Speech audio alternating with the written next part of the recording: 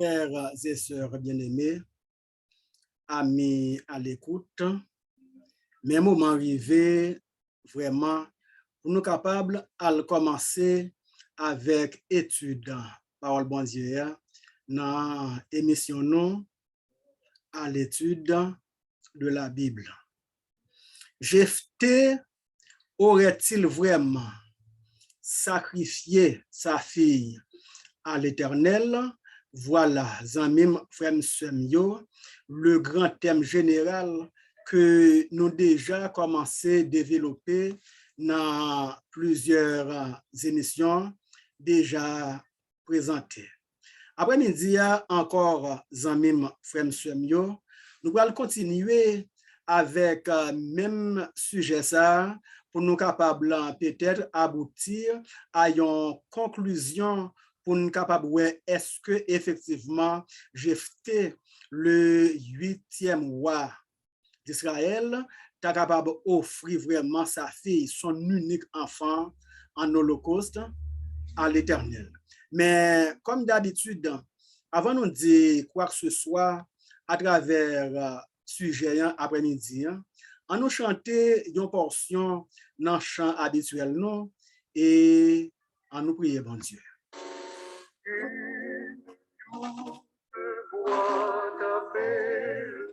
Tout ton cœur est dans les bois, on dit la voix basse de mer. Bon Dieu, Papa nous qui est dans le ciel là, après-midi encore, nous sentons on ne peut plus content pour nous capables de retrouver nous par derrière cette table spirituelle pour nous continuer à étudier parole.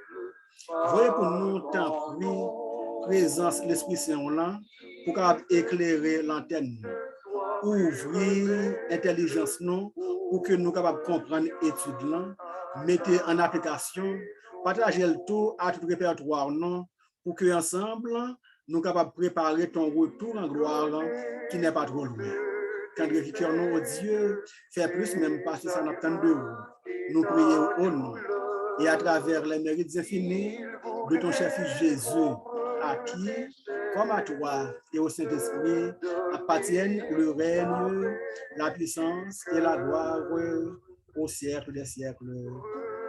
Amen.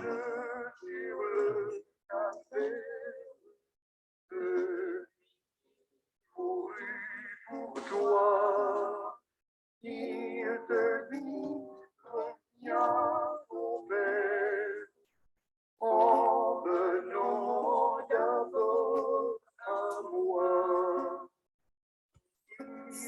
Semyo, depuis la première édition, nous avons commencé à développer pour vous ce passage embrouillé que nous joignons dans Juge, chapitre 11, les versets 30 à 40. Côté nous Jephthé te fait un vœu à l'Éternel pour te dire, il va dans la guerre avec les Ammonites et s'il remporte la victoire à son heureux retour, quel que soit ça qui est capable de recevoir devant pas porte la Kaili, la offrir en sacrifice à l'Éternel. Et de fait, notez que Jephthé te remporté la victoire. Et de retour, c'était sa fille, son unique fille, son unique enfant qui était venu recevoir lui, au point que l'été dit demoiselle là que les jetait dans une profonde tristesse parce que lui fait un vœu à l'Éternel que lui pas capable de révoquer vœu ça. Et Zamim Fremyo, nous avons dit dès notre première étude, est-ce que effectivement Jephthé t'ai offert petite fille en sacrifice en holocauste à l'Éternel et nous avons dit non. Donc nous avons vu Zanmimio qui n'a pas gagné aucun antécédent côté que yote qu'on offrit un humain à l'Éternel en sacrifice. Et amis, dans la dernière émission, non, nous avons commencé ouais, ensemble, côté que même si j'ai fait un vœu comme ça sous le coup de l'émotion, mais tu as toujours gagné une possibilité de rachat parce que, et selon la loi d'Israël d'alors, lorsque vous faites ou plutôt doit faire un sacrifice à l'Éternel selon un vœu et que il t'a conclu comme quoi que c'était peut-être des animaux impurs ou bien un monde par exemple, ou tu as une possibilité de rachat, de telle sorte que même si j'ai fait un vœu comme ça, tu as toujours gagné une possibilité de rachat parce que l'Éternel n'aurait jamais accepté un sacrifice humain. Et de plus, j'ai fait tourner tout yon kabbalistique, yon monde de magie, de Satan, etc. Donc, dans la dernière émission, non, nous avons commencé à lire quelques portions dans Exode, par exemple, côté nous te ouais, zanmim frère yo, que tu gagné ça la possibilité de rachat, par exemple, dans Exode chapitre 13, verset 11 à 20, et Exode chapitre 34, verset 20, nous te ouais, zanmim yo te gagné possibilité de rachat, et nous allons continuer, zanmim frère yo, avec ces mêmes lectures pour nous, ouais, est-ce que vraiment, même si j'ai fait, tu as fait un vœu de telle sorte, de telle manière, et sous le coup de l'émotion, est-ce que pas t'as bien une possibilité pour ta racheter petite fille? Dans Exode chapitre 13, à partir de verset 11 par exemple, nous lisons, il dit, et quand Papa bon Dieu va faire rentrer, nous dans verset 11 de Exode chapitre 13, quand Papa bon Dieu va faire rentrer dans le pays Canaan, comme il était promet ça à ancêtre et que l'itaba ou pays Canaan ça, ou a consacré tout premier-né à l'Éternel, même tout premier-né des animaux que ou a gagné. Malio, il y a pour l'Éternel, les premiers-nés. Et dans le verset 13 là, il dit, tu rachèteras avec un agneau tout premier-né de l'âne. Soulignez ça pour nos amis. Le fait que âne, ça veut dire bourrique, c'est un animal impur lié, donc ou pas qu'à offrir un sacrifice à l'Éternel avec un animal impur, et bien il dit, quand c'est un âne ou bien n'importe quel animal impur, ou à racheter les par un agneau, ou à remplacer par un agneau. Et texte là continue pour le dire, si tu ne le rachètes pas, tu lui briseras la nuque. Ça veut dire que tu vas rendre inutile. Tu lui briseras la nuque, cela veut dire ou rendre inutile. Et Tesla continue pour le dire, tu rachèteras aussi tout premier-né de tes fils. Soulignez ça pour nos amis. Tu rachèteras aussi tout premier-né de tes fils, de telle sorte que chaque fois sacrifice là, il pourra gagner dévolu sous un monde, et bien il y a une possibilité de rachat, soit avec un agneau ou bien avec une bête pure, sans tache. Et le verset 14 dit, et lorsque ton fils te demandera un jour, si petit garçon t'a dit un jour, ça signifie, ou va répondre par sa main puissante. L'Éternel te fait nous sortir dans le pays Égypte de la maison de servitude. Et comme Pharaon était obstiné, il t'a fait rondement, il t'a fait rebelle, il t'a fait tête dure, il n'a pas voulu quitter nos partis, l'Éternel t'a fait mourir tous les premiers-nés en Égypte, depuis les premiers-nés des hommes jusqu'aux premiers-nés des animaux. C'est peut-être ça, offrir un sacrifice à l'Éternel, tout premier-né des mâles, et me racheter tout premier-né de mes fils. Vous avez souligné ça pour nous. Donc, ça veut dire quand c'est des animaux purs, nous offrons un sacrifice, mais quand il s'agit d'un homme, d'un humain, nous rachetons et je rachète tout premier-né de mes fils. Verset 16 a dit, ce sera comme un signe sur ta main et comme une marque entre tes yeux qui rappellera que l'Éternel nous a fait sortir d'Égypte par sa main puissante. De telle sorte que, là, jusqu'à présent, nous ne pouvons aucun antécédent qui explique que t'es qu'on gagne, tout au moins, un sacrifice humain. Et dans Exode, chapitre 34, et le verset 20, il dit, c'est même bagarre encore qui répète, il dit, tu rachèteras le premier-né de l'âne avec un agneau. Nous l'avons déjà vu. Si tu ne le rachètes pas, tu lui briseras la nuque, c'est-à-dire, ou rendre-le inutile. Et il continue pour le dire, tu rachèteras tout premier-né de tes fils. On ne se présentera pas les mains vides devant moi. De telle sorte que, Zamimio, l'Éternel l'a déjà expliqué dans le texte que en aucun cas, il ne peut pas recevoir un sacrifice humain. Donc, l'Éternel même bail modulant, lui même bail moyen lorsque il s'agit de un monde, comment pour racheter, mais comment on est capable de comprendre qu'on y a pour jeter, tu apprends petite fille, li bail en holocauste, et puis pour l'Éternel d'accepter. Nullement jamais, jamais, jamais. D'ailleurs, dans Nombre, chapitre 18 et le verset 14 et même le verset 15, Nombre, chapitre 18, verset 14 et 15, il dit, tout ce qui sera voué de manière définitive en Israël sera pour toi. Verset 15. Le premier-né de toute créature qu'ils offriront à l'Éternel, aussi bien des hommes que des animaux, sera pour toi. Seulement, tu feras racheter le premier-né de l'homme ainsi que le premier-né d'un animal impur. Mes amis, ces textes sont tout de même trop clairs. Ces textes sont même trop clairs pour aider à comprendre que Jephthé en aucun cas ne peut pas vraiment offrir sa fille en holocauste, en sacrifice à l'Éternel.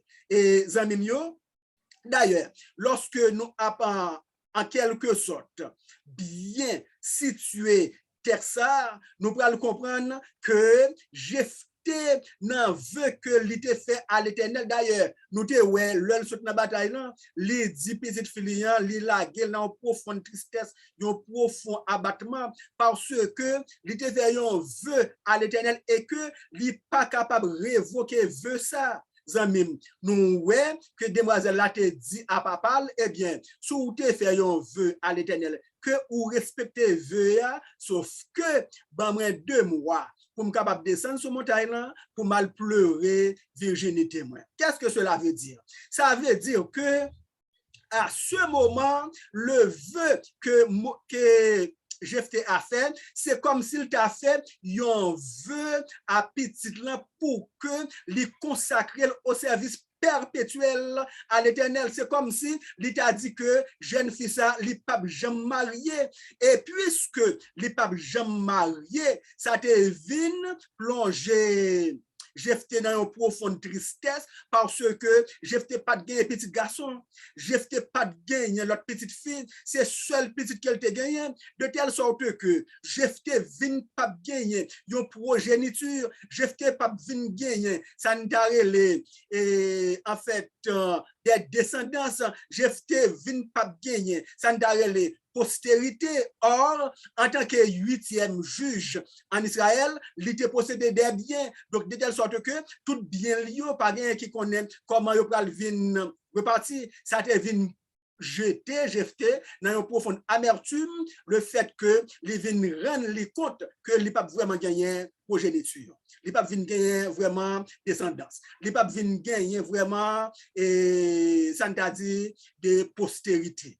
Et la fille, ça vient passer, qui fait filement de papa pour le permettre de pleurer et virginité pendant 2 mois, c'est parce que à l'époque, pour Israël, c'était même une honte pour une demoiselle pour que finalement pas mariée. Et c'était une honte, tout c'était même une déception pour voir une fille qui n'aurait pris faire voir le jour à des enfants. Donc, ça a été bouleversé également petite fille, qu'elle était décidée à pleurer virginité pendant 2 jours, ou plutôt pendant 2 mois à l'Éternel. Donc, et dans Juge chapitre 11, verset 35 par exemple, il dit, en parlant de Jephthé, dès qu'il la vit, il déchira ses vêtements et dit, ah, ma fille, tu me jettes dans l'abattement, tu fais partie de ceux qui me troublent.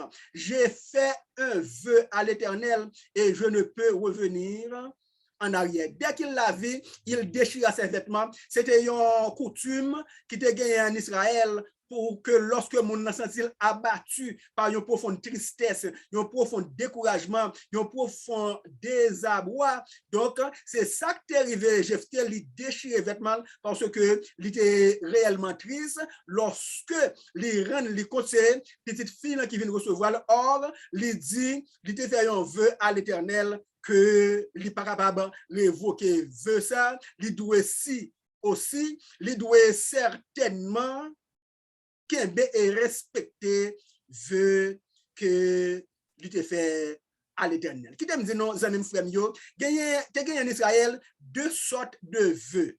Tu as 2 sortes de vœux et tu as le Neder, N-E-D-E-R, le Neder, N-E-D-E-R, Lévitique, chapitre 27, verset 2 à 7, et tu as également le Bad. Et le Neder, c'est un vœu lorsque vous faites pour aucune raison ou pas qu'à ni racheter ni révoquer. De telle sorte que si vous faites un vœu pour te bailler papa bon Dieu un sacrifice, pas de sacrifice, et dans le monde nous devons faire un vœu pour te consacrer un monde par exemple au service de l'Éternel à perpétuité.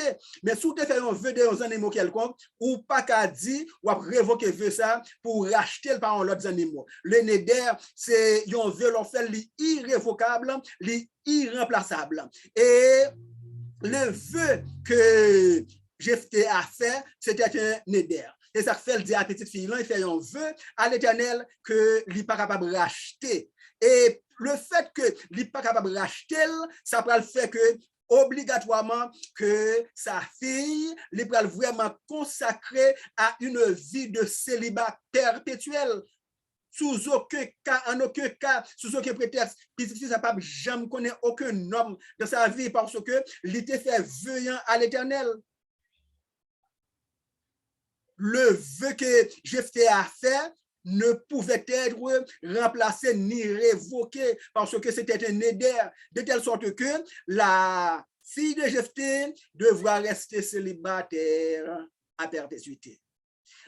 Et il y a un pile zanmim et moun qui un pile commentaire avant nous qui essayaient de rendre dans le début d'étude là, il y a des milliers de pages qui écrit dans ce sujet ça et il y a un pile auteur qui écrit pour appuyer tout ça nous Abdillah par exemple en l'an 1200 le rabbi Kimchi a appuyé le point de vue que Jephthé pas sacrifier vraiment sa fille, il n'est pas capable de faire ça non plus. En l'an 1200, le rabbi Kimchi a appuyé le point de vue que Jephthé pas sacrifier réellement sa fille à l'Éternel et encore moins, il n'est pas capable de faire ça. Et Kimchi continue pour le dire que le mot offrir en holocauste, dans Juge chapitre 11, verset 31, il a utilisé le mot ça seulement lorsqu'il s'agit de sacrifice d'animaux. Il dit pas de jamais gagner causé comme ça même depuis la Genèse pour arriver côté nous a parlé là aujourd'hui pour offrir un monde en sacrifice à l'Éternel. Ça a été toujours utilisé pour les animaux. Kimchi interprétait le verset 39 pour dire que Jephthé t'a bâti une maison pour sa fille. Il t'a bâti une maison de résidence, un couvent pour sa fille. C'est comme si la fille de Jephthé était devenue une chère sœur dans le sens de sœur catholique, une chère mère dans le sens de mère catholique, dans le sens que les vient vraiment une chère sœur parce que papa te vient construit une grosse maison, un château, un couvent pour lui, il te bâti un couvent pour sa fille. Côté fils ça, tu dois rester séparé, isolé de tout homme pendant toute sa vie dans un célibat sacré et perpétuel, de telle sorte que amis yo, tout temps l'été consacré à l'Éternel. D'ailleurs, texte là bien dit, toutes ses amis, toutes amis liyo, te kon vin weli chaque année et yo te kon passer 4 jours avec lui. Comment yo te capable faire vin passer 4 jours avec un monde qui mourit, qui dans la tombe.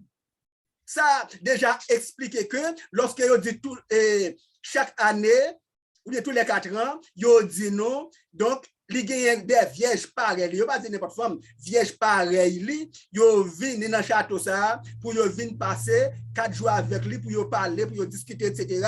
et certainement pour yo tout capable expliquer à l'autre monde qui pas connaît histoire mais sacrifié qui fait que nous gagnons la fille de Jephthé qui consacrée à une vie de célibat perpétuel. Pas aucun antécédent amis yo côté que te kon gagné un sacrifice humain qui était fait déjà de telle sorte que la fille de Jephthé en aucun cas ne saurait être offerte en sacrifice ou bien en holocauste à l'Éternel. Pas de antécédent, peut-être antécédent que tu peux gagner, c'est l'histoire d'Abraham et d'Isaac, côté que nous songeons, papa bon Dieu, c'est lictement d'Abraham pour te offrir ça en sacrifice, alors que Jephthé, c'est lui qui te fait veiller. Or, même côté, c'est papa bon Dieu qui te demande là, papa bon Dieu, pas qui te ça arrivé. Vous rappelez très bien de l'histoire, lorsque Abraham a avancé avec Isaac pour le sacrifice. Isaac qui connaît pas de jamais un bagage comme ça même pour offrir un monde en sacrifice. Isaac posait papa la question pour dire voici le bois, voici le feu pour le sacrifice, mais où est l'agneau?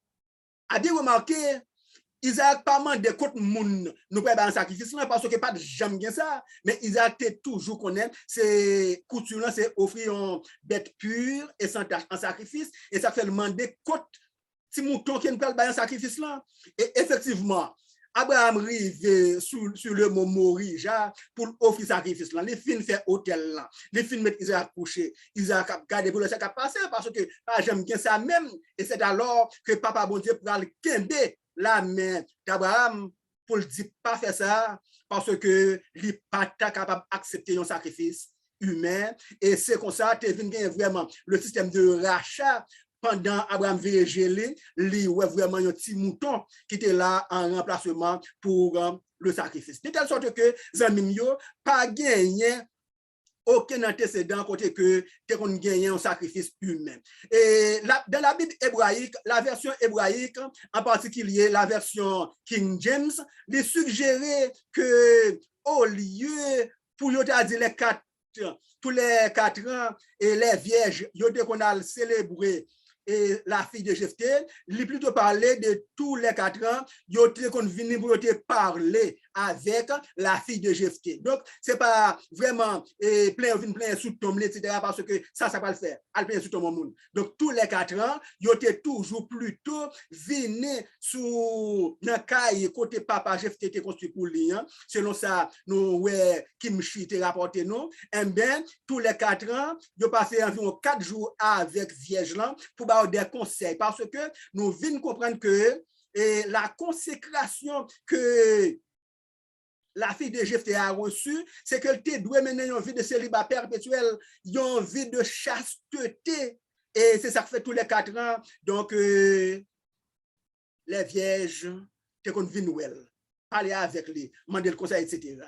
Dans le psaume, chapitre 106, les versets 37 et 38, vous vous rappelez, mesdames, messieurs, que dans une étude, nous te disons que nous pas jamais offrir sacrifice humain du tout à l'Éternel. Ou quand nous deux cas, nous te dit ça, oui, dans la Bible, mais c'était les Cananéens et c'est surtout lorsque ils ont sacrifié aux idoles.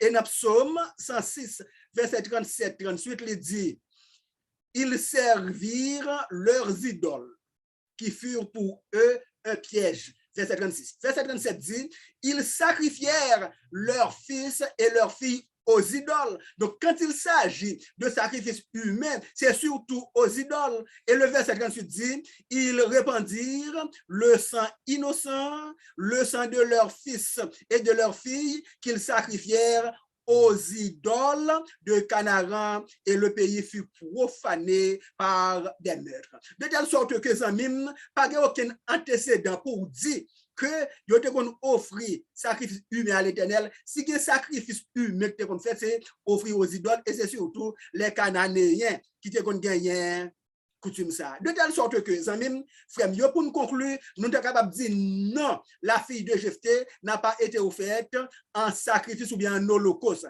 Elle a plutôt été consacrée à une vie de célibat perpétuel, à une consécration extraordinaire au service religieux de l'Éternel. Donc, il ne peut pas jamais marier même, il ne peut pas jamais gagner petit du tout, et c'est ça qui fait que il pleurait sa virginité, parce que c'était pour lui une déception, pour que le pas gagner possibilité pour te ouais la joie de festivité nuptiale, pour lui-même cap marié, mon aboué nos, etc. Donc, elle a pleuré sa virginité. D'ailleurs, si des gens sont capables de dire que oui, il était offert en sacrifice, qu'elle a été le prêtre, Jephthé n'a pas été un prêtre, de telle sorte que ce n'est pas lui qui a supposé offrir sacrifice là dans l'Ancien Testament, lorsqu'on a péché. Même si bête sans défaut, c'est le grand prêtre que vous pouvez y aller pour offrir sacrifice là. Jephthé n'a pas été prêtre. Jephthé a été le 8e juge en Israël. Donc, pas aucun côté, et c'est ça qui fait qu'il y a auteur qui suggère que et l'auteur du livre des juges, l'y laissé à désirer de telle sorte que, dans le péri comme ça, il n'a pas quitté quelque chose de clair, qui cause nous oblige à faire des recherches pour aboutir à la conclusion que Jephthé n'a pas vraiment offert sa fille en holocauste à l'Éternel.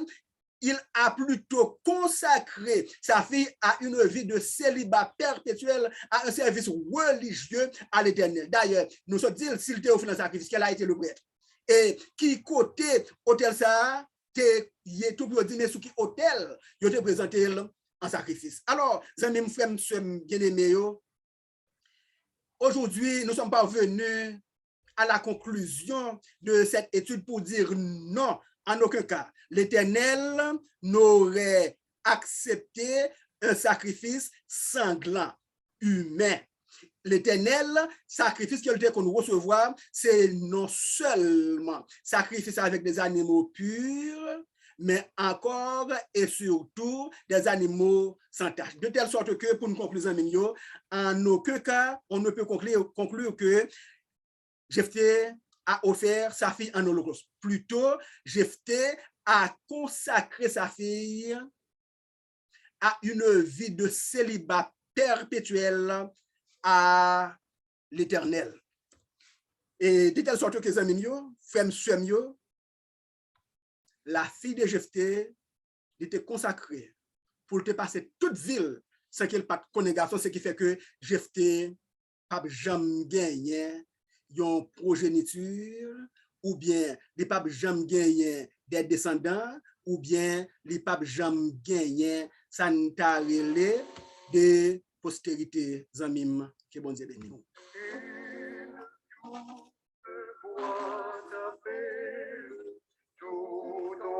Bon Dieu, papa nous qui est dans le ciel là, après-midi encore, nous avons des mots de remerciement que nous voulons adresser à vous, pour éclairer l'antenne sur un sujet qui était assez embrouillé. Merci parce que désembrouiller ce sujet pour nous pères, nous sommes bien contents.